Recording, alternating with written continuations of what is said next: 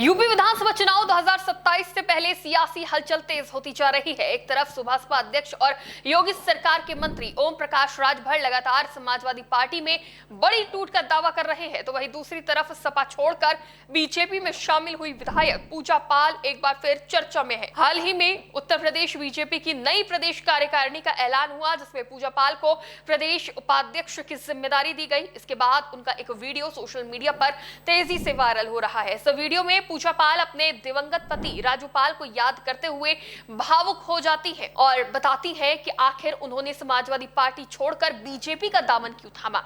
नमस्कार, TV 24 network देख रहे हैं आप, मैं हूं आपके साथ शिखा मेहरोत्रा।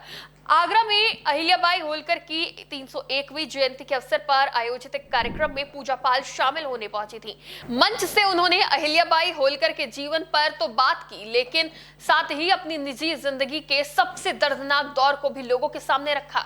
अपने संबोधन के दौरान पूजा पाल की आंखें नम हो गई। उन्होंने कहा कि एक समय ऐसा था जब लोगों को लगता था कि माफिया अतीक अहमद के खिलाफ कोई खड़ा नहीं हो सकता। उन्होंने कहा कि उन्हें सबसे ज्यादा पीड़ा इस बात की थी कि उनके पति राजू पाल की हत्या के बाद उनका पार्थिव शरीर तक परिवार को तुरंत नहीं सौंपा गया। उस समय उन्हें लगा कि आखिर किसी व्यक्ति का इतना खौफ कैसे हो सकता है। पूजा पाल ने कहा कि राजू पाल के विधायक बनने से आम लोगों को ताकत मिली थी, लेकिन उनकी हत्या के बाद लोगों का हौसला टूट गया। पूरे प्रदेश में यह संदेश चला गया कि अब अतीक अहमद का कोई कुछ नहीं बिगाड़ सकता। उन्होंने आरोप लगाया कि बसपा सरकार के दौरान अतीक अहमद के दबाव और पैसे के बल पर उन्हें पार्टी से निकलवाया गया। बाद में जब वो समाजवादी पार्टी में गई, तब भी उन्हें उम्मीद के मुताबिक साथ नहीं मिला। उन्होंने कहा कि अखिलेश यादव ने उनसे किए गए वादे पूरे नहीं किए। इतना ही नहीं, अतीक अहमद की मौत के बाद समाजवादी पार्टी के नेताओं का रवैया भी उन्हें पसंद नहीं आया। यही वजह बनी जिसके बाद उन्होंने बीजेपी में शामिल होने का फैसला लिया। पूजा पाल ने कहा कि जब मुख्यमंत्री योगी आदित्यनाथ ने माफिया के खिलाफ कार्रवाई की और अतीक अहमद के आतंक का अंत हुआ, तब उन्हें लगा कि उनके पति राजू पाल को सच्ची श्रद्धांजलि मिली है। उन्होंने कहा कि वो राजनीति करने के लिए राजनीति में नहीं आई थी, बल्कि अपने पति को न्याय दिलाने के लिए मैदान में उतरी थी। उन्होंने ये भी कहा कि वो पहले राजू पाल की विधवा है, उसके बाद विधायक। सोशल मीडिया पर वायरल हो रहे इस वीडियो पर लोग लगातार अपनी प्रतिक्रियाएं दे रहे हैं। एक सोशल मीडिया यूजर ने इस वीडियो को एक्स पर शेयर करते हुए लिखा, भावुक होकर रोने लगी पूजा पाल। कहा, जिस अतीक अहमद ने मेरे पति राजू पाल की हत्या की, उसके मरने पर पूरी सपा छाती कूट कूट कर रोए। यही वजह थी सपा से दूर होने की। आपको बता दें कि हाल ही में पूजा पाल उस वक्त सुर्खियों में आई थी जब उन्होंने यूपी विधानसभा के बजट सत्र में योगी सरकार की कानून व्यवस्था की तारीफ की। इसके बाद सीएम योगी ने भी इस मुद्दे पर सपा को कई बार घेरा और कहा कि पीडीए की सरकार में एक बेटी को इंसाफ नहीं मिल पाया।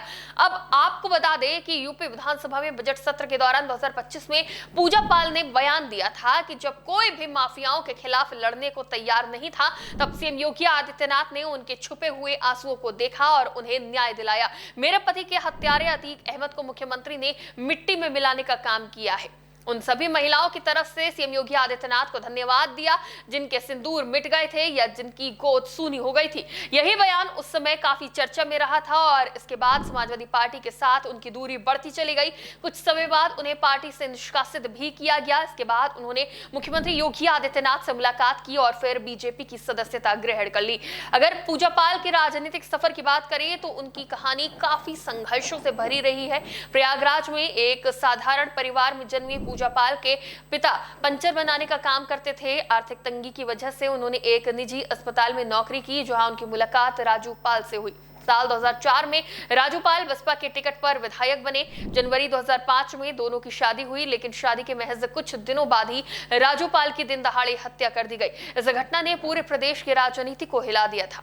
इसके बाद पूजा पाल ने हार नहीं मानी। उन्होंने राजनीति में कदम रखा और 2007 में बसपा के टिकट पर चुनाव जीतकर पहली बार विधायक बनी। 2012 में भी उन्होंने जीत दर्ज की। बाद में उन्होंने समाजवादी पार्टी का दामन थामा और 2022 में चायल सीट से विधायक चुनी गई। लेकिन अब वो बीजेपी में है और पार्टी ने उन्हें प्रदेश उपाध्यक्ष जैसी बड़ी जिम्मेदारी भी सौंपी है।